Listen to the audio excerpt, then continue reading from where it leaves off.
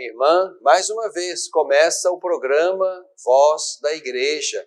Obrigado por estar conosco neste horário, neste canal, nesta emissora. Vamos avançando no nosso caminho missionário da fé, no coração deste nosso tempo, avançando e fazendo história de fé com Deus, fazendo crescer o reino, anunciando as verdades que fundam a nossa vida, o nosso caminho e as nossas esperanças. Bebendo da fonte é o nosso primeiro bloco. Vamos então mergulhar no texto da palavra de Deus contida na Sagrada Escritura, no Evangelho que nós vamos ler na liturgia da Igreja Católica neste domingo, o 12º domingo do tempo comum. E neste domingo, o texto proposto para a liturgia e para a nossa meditação neste bloco é o texto de Lucas. Lucas capítulo 9, versículos 18 a 24. Aconteceu que Jesus estava orando à parte e os discípulos estavam com ele. Então Jesus perguntou-lhes: quem dizem as multidões que eu sou? Eles responderam: uns dizem que és João Batista, outros Elias, outros que algum dos antigos profetas ressuscitou. Jesus, porém, perguntou: e vós, quem dizeis que eu sou? Pedro respondeu: o Cristo de Deus. Jesus, porém, os advertiu expressamente para que não dissessem isso a ninguém, e acrescentou: o Filho do Homem deve sofrer muito, ser rejeitado pelos anciãos, pelos sumos sacerdotes e pelos escribas, ser morto e ao terceiro dia ressuscitar. Então, Jesus começou a dizer a todos: se alguém quer vir após mim, negue-se a si mesmo. Tome cada dia a sua cruz e siga-me. Pois quem quiser salvar sua vida, este a perderá. Mas quem perder sua vida por causa de mim, este a salvará. Meu irmão, minha irmã, estamos, portanto, no caminho com Jesus. E temos esse texto do capítulo 9 de São Lucas. E o capítulo 9 começa exatamente com a convocação e o envio dos 12. Lá no versículo 1, nós lemos: Jesus convocou os 12, deu-lhes poder e autoridade para expulsar toda espécie de demônios e curar doenças. Enviou-os a proclamar o reino de Deus e a curar os enfermos. Então aqui estamos nesse contexto em que Jesus, tendo chamado para si os 12, estado com eles, formado e realizado diante deles grandes e belos sinais, então agora Jesus os envia em missão. E aqui, neste contexto, então, é importante que cheguemos a este momento em que Jesus, com eles, rezando, é assim que começa o texto, aconteceu que Jesus estava rezando, portanto, a missão de Jesus e a missão dos apóstolos supõem muitos e fecundos momentos de oração. Aqui, Jesus rezando com eles, depois de tê-los enviado, depois de ter multiplicado os pães, que foi exatamente o texto que nós lemos na quinta-feira de Corpus Christi. Então agora, Jesus então se recolhe. Jesus se recolhe para rezar, para orar. E os discípulos estavam com ele, diz o texto. É aqui, neste contexto orante, nesse contexto espiritual de intimidade com o Pai, que Jesus então faz a eles uma pergunta que precisa de resposta certa. Quem dizem as multidões que eu sou? E depois a pergunta mais direta ainda, para aqueles que estiveram com ele naquele período de formação, de discipulado, de intimidade. E vós, quem dizeis que eu sou? Respostas erradas vieram da multidão, respostas que ligavam Jesus a personagens grandes e importantes da fé judaica, e a resposta certa vem, portanto, de Pedro. Tu és o Cristo de Deus. Tu és o ungido, o Messias, o Cristo.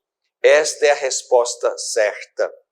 Resposta que não só revela a identidade mais profunda de Jesus, identidade que precisa ser compreendida e acreditada da parte dos discípulos, mas também é uma resposta que empenha a fé e a compreensão de Pedro e dos discípulos.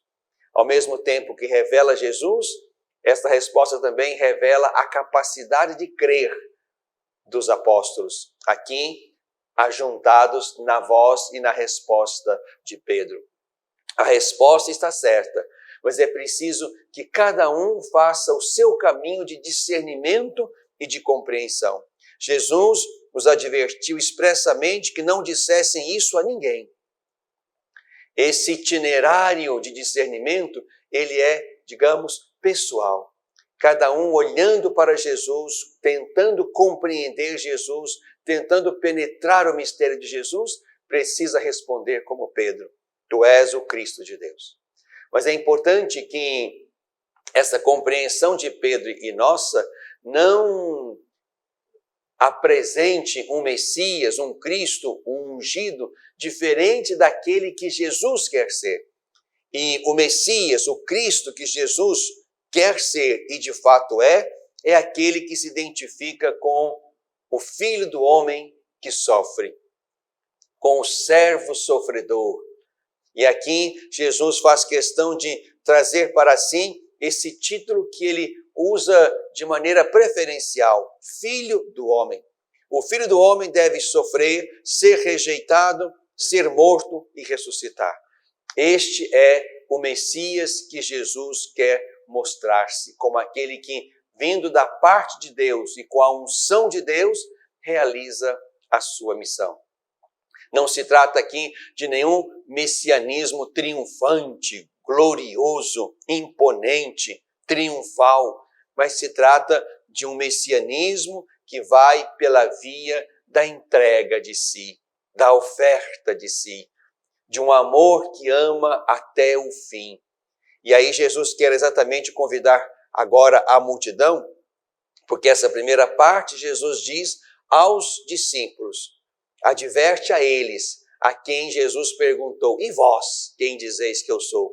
Depois, essa segunda e última parte, Jesus começou a dizer a todos, portanto a eles e a nós, que quem de fato quer ir com ele, quem quer ir após o Messias que ele é preciso então negar-se a si mesmo, tomar a cruz de cada dia e segui-lo. Não dá, portanto, para viver tentando segurar, resguardar, salvar a própria vida, como quem se protege para não se estragar, para não se contaminar, para não se fadigar, para não se colocar em situação de risco. Não é este que salva a vida, mas é aquele que perde a vida por causa dele. Perde a vida como ele perdeu. Perde a vida pelos motivos pelos quais Jesus viveu e morreu. Perde a vida por causa de Deus. É aqui que está, digamos, o nosso caminho missionário. É aqui que está o nosso caminho de exemplaridade. É aqui que está o nosso caminho de testemunho. Isto é, por causa de Jesus e porque cremos nele, tomamos a nossa cruz de cada dia. a cruz da nossa pertença a Cristo, a cruz da missão que nós abraçamos por chamamento dele, a cruz de estar no mundo resistente a Deus, a cruz de estarmos na comunidade que crê e que precisa levar adiante a sua missão de anunciar Jesus, o seu reino e o seu evangelho, a cruz de sofrermos grandes resistências da parte dos inimigos de Deus. É aqui que está a nossa cruz, que levamos por causa dele, olhando para ele, imitando-o. Assim como Jesus enviou, portanto, os 12 primeiros, também envia hoje a sua igreja neste tempo desafiador por muitas situações. É neste tempo, no coração deste tempo, que nós somos chamados, portanto, meu irmão, minha irmã, a dizer a fé que temos, a professar a fé que temos. Cremos em Jesus Cristo, o Filho de Deus. Cremos no Cristo de Deus que Jesus é. E essa resposta certa tem que dar sentido à nossa vida, à nossa missão, à nossa morte. Vivemos para Ele, nos cansamos como Ele na missão de anunciar, de viver o reino e o evangelho. Morremos na direção dele, porque também vivemos por causa dele. Meu irmão, minha irmã, que a Eucaristia que celebramos nesse domingo renove a nossa fé no Senhor Jesus e nos faça tê-lo como sentido da nossa vida e a resposta para a nossa morte. O Senhor Jesus é aquele em quem cremos, por quem vivemos, a quem servimos e na direção de quem avançamos pela conversão e missão de cada dia. Bebemos da fonte.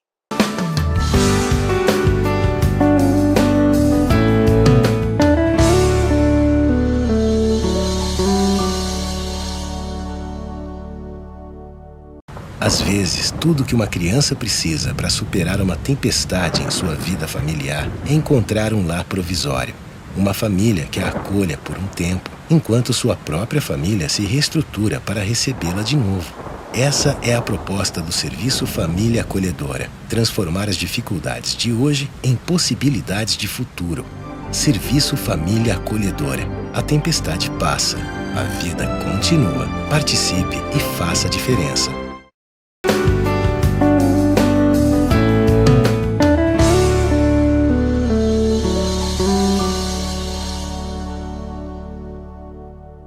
Coração deste tempo. Este é o nosso segundo bloco do programa Voz da Igreja. No coração deste tempo, vivemos a realidade bonita da Santíssima Eucaristia, que celebramos na solenidade de Corpus Christi, ou também Corpus Domini, ou ainda Corpus Dei, corpo de Cristo, corpo do Senhor, corpo de Deus. São títulos bonitos da solenidade que celebramos na quinta-feira. Santíssimo Sacramento do corpo e sangue de nosso Senhor Jesus Cristo. Aqui nos voltamos com reverência, com piedade, com gratidão para este sublime mistério. Mistério de uma presença. O Senhor Jesus quis ficar conosco, quis ficar com os seus, quis alimentar os seus para a missão que Ele mesmo confiara aos seus. Por isso, manda fazer memória dele e tomar e comer, tomar e beber. E aqui não se trata simplesmente de um comer e um beber como outros que fazemos ao longo do dia, mas um comer e beber que faça memória dele, que o torne presente. E não só presente enquanto a certeza de que aquelas espécies escondem a natureza, a presença do próprio Senhor Jesus, mas também fazer memória no sentido de estender ao longo do tempo e da história a missão de Jesus, as suas palavras, o seu mistério, a sua salvação. Tudo isso nós fazemos quando celebramos a Eucaristia, quando tomamos do corpo e do sangue do Senhor Jesus. Comemos não como um alimento particular e individual que cada um toma para si e come para renovar a sua intimidade com o Senhor, mas tomamos e comemos para ser igreja, para continuar a missão, para, fazendo memória do Senhor, trazer presente não só a sua presença, mas também o seu reino, o seu evangelho, a sua vida, a sua missão. Tudo isso está envolvido no mistério da Eucaristia. Não basta simplesmente tomar a Eucaristia para eu ter comunhão com o Senhor. Não. A partir desta comunhão que eu estabeleço com Ele na Eucaristia, eu sou chamado também a estabelecer comunhão com a igreja, comunhão com a missão, comunhão com o Evangelho, comunhão com o reino, comunhão de vida com o Senhor Jesus. Então, nesta quinta-feira, nós de fato nos colocamos diante deste augusto mistério. Mistério que nós devemos contemplar, e aqui estamos diante de uma bela prática de piedade da igreja, que é a adoração ao Santíssimo Sacramento. Isto é válido, isto é necessário, isto é aconselhável. Precisamos, e o próprio Papa Francisco nos aconselha isso, precisamos nos deter, diz ele, de modo prolongado diante desse mistério, para contemplar o Senhor, para colocar os nossos olhos sobre Ele, para aprender dele, para recomeçar a partir desta contemplação orante e reverente. Contemplação, sim. Adoração, sim. Mas precisamos crescer sempre mais na capacidade de entender a Eucaristia como um alimento a ser comido. Tomai e comei, tomai e bebei. Portanto, a Eucaristia é uma refeição que o Senhor prepara e nos convida para cear com Ele, para estar com Ele, para alimentar-nos dele. Daí a importância daquilo que nós celebramos. É importante também que entendamos que a Eucaristia precisa fazer parte do nosso caminho de fé, do nosso caminho missionário. Quem não come, não vive. Quem não come, fica fraco. Quem não come, não dá conta de levar a sua cruz, como o Senhor Jesus recomendou. Por isso, a celebração da Eucaristia é, sem dúvida alguma, um ponto importante do nosso caminho de fé. É ali que nós levamos aquilo que com o Senhor nós conseguimos produzir. Os frutos, mesmo que miúdos, que produzimos de missão. Mas é dali também que nós partimos com força nova, com vigor novo, para continuar levando adiante a nossa cruz de cada dia, indo atrás dele, aprendendo dele, fazendo tudo por causa dele. Daí a importância, meu irmão, minha irmã, da Eucaristia e deste mistério que dá força, firmeza, vigor para o nosso caminho missionário da fé. Interessante a gente perceber que a solenidade de Corpus Christi, que tem a sua origem lá no século XIII, não é? Por vontade do Papa Urbano IV, e a partir dali nós fomos também crescendo na capacidade de mostrar a nossa fé neste mistério, de celebrá-lo solenemente e, sobretudo, de apresentá-lo ao mundo. Este é o sentido desta procissão que nós fizemos. Não se trata assim simplesmente de uma procissão a mais. Não. Essa procissão, ela tem lugar e tem beleza. É para mostrar que estamos no mundo como aqueles que cremos na presença invisível, misteriosa do Senhor Jesus ali nas espécies do pão e do vinho consagrados.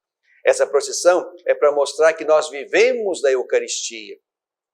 É para mostrar que nós cremos naquele que está escondido nela. É para mostrar também que nós somos muitos. certamente puderam perceber a beleza de grandes manifestações eucarísticas na quinta-feira de Corpus Christi. É para mostrar que nós estamos e somos muitos no coração do mundo. É para mostrar também que nesse mundo que não crê ou que crê confusamente, que afronta Deus e que quer ir na contramão, nós fazemos questão de marcar nossas ruas e avenidas com este mistério que dá sentido à nossa vida e à nossa história. Tudo isso está escondido neste bonito momento que vivemos de uma procissão solene, levando pelas ruas de nossas comunidades, cidades, centros, periferias, caminhos rurais, levando a Santíssima Eucaristia para dizer que fazemos história com o Senhor. Ele faz história conosco, nós fazemos história com Ele. Ele é o sentido da nossa história. Ele ilumina tudo quanto toca o chão da história, o chão da humanidade. E, tendo feito uma bela procissão, tendo adorado o Senhor Jesus, também comemos dele. Também o trouxemos para dentro de nós e da nossa fé pessoal e coletiva, porque a Eucaristia faz a igreja. A partir de uma comunhão bonita que se faz entre o discípulo missionário e o Cristo de Deus, esse discípulo missionário toma lugar na igreja e na missão da igreja, porque entende que a sua fé é uma fé que se vive na comunidade, com a comunidade, através da comunidade, que nunca pode perder a sua dimensão missionária. Mas é importante, queria também trazer isso como meditação, é importante perceber como é que no contexto inicial desta solenidade havia duas coisas importantes de serem frisadas e também cuidadas neste nosso tempo. Atrás da intenção e da decisão do Papa Urbano IV acerca dessa solenidade, havia mística eucarística e havia descuido eucarístico. Mística e descuido. Havia mística, porque havia também homens e mulheres profundamente tocados e mergulhados nesse mistério que falavam com o próprio Senhor Jesus, de quem receberam incumbências de estabelecer uma solenidade onde, de fato, ele pudesse ser visto, reconhecido neste sacramento. Mas também descuidos. Descuidos tanto no sentido de incredulidade acerca do mistério, como também descuido com o próprio Senhor Jesus presente naquelas espécies não tratadas com a devida reverência e o devido cuidado. Foi aí nesse contexto de mística e descuido que se coloca de fato uma solenidade de Corpus Christi para nos chamar a atenção para essas duas coisas. Para uma mística que de fato nos colocasse diante do Senhor com reverência e com espírito missionário, de querer ir com Ele, fazer com Ele e como Ele, mas também nos chamando a atenção para o ato de fé sobre este mistério e para o devido cuidado que devemos ter com as espécies, seja do corpo, seja do sangue, de modo que nada seja tratado com irreverência, com descuido ou com qualquer outro sentimento impróprio de quem está diante do mistério do corpo de Cristo, do corpo do Senhor, do corpo de Deus. Por isso, meu irmão, minha irmã, também no coração deste tempo somos chamados a olhar com outros olhos, com olhos reverentes e adorantes e sedentos ou famintos para este mistério, de modo que nunca o percamos de vista. Vivemos da Eucaristia, a igreja nasce e vive da Eucaristia. A missão se sustenta quando o próprio Senhor Jesus se faz o nosso alimento na Eucaristia. No coração deste tempo.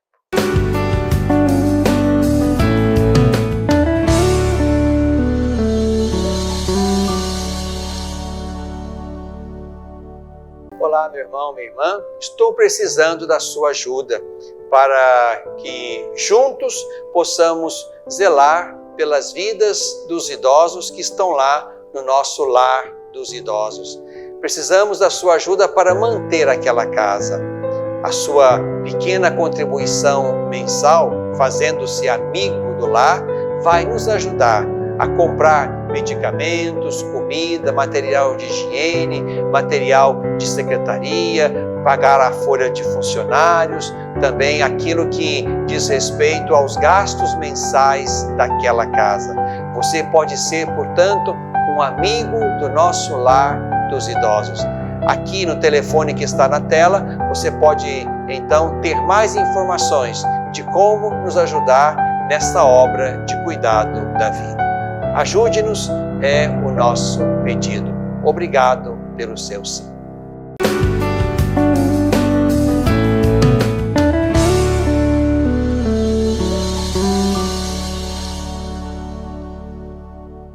Na tradição da Igreja, este é o nosso último bloco e quero partilhar com você mais uma das belas orações, dos belos textos espirituais que foram construídos por corações profundamente eucarísticos e que tentaram exatamente traduzir o mistério na pouca e pequena palavra, na pouca e pequena poesia humana, tentando penetrar o mistério com reverência e com piedade. Quando o Papa Urbano IV estabeleceu a solenidade de Corpus Christi, também recomendou a Santo Tomás de Aquino que produzisse os textos para aquela solenidade. Um dos textos é o famoso Adoro te devote, que expressa com uma belíssima poesia, uma belíssima intimidade eucarística traduzida em palavras, expressa o amor de Santo Tomás e, com ele, o amor da Igreja pela Eucaristia. Quero então partilhar com você esta bela oração que certamente ouvimos em algum momento na quinta-feira de Corpus Christi. E é com ela que quero então encerrar este nosso programa. Eu vos adoro devotamente, ó divindade escondida, que verdadeiramente oculta-se sob estas aparências. A vós, meu coração submete-se todo por inteiro, porque vos contemplando, tudo desfalece. A vista, o tato, o gosto falham com relação a vós, mas somente em vos ouvir, em tudo creio. Creio em tudo aquilo que disse o Filho de Deus. Nada mais verdadeiro que esta palavra de verdade. Na cruz estava oculta somente a vossa divindade, mas aqui oculta-se também a vossa humanidade. Eu, contudo, crendo e professando ambas, peço aquilo que pediu o ladrão arrependido. Não vejo como Tomé as vossas chagas. Entretanto, vos confesso, meu Senhor e meu Deus. Faça que eu sempre creia mais em vós esperar e vos amar. Ó memorial da morte do Senhor, pão vivo que dá vida aos homens, faça que minha alma viva de vós e que a ela seja sempre doce este saber. Senhor Jesus, bondoso pelicano, lava-me, eu que sou imundo, em teu sangue, pois que uma única gota faz salvar todo mundo e apagar todo o pecado. Ó Jesus, que velado agora vejo, peço que se realize aquilo que tanto desejo, que eu veja claramente vossa face revelada, que eu seja feliz contemplando a vossa glória. Amém. Na tradição da Igreja.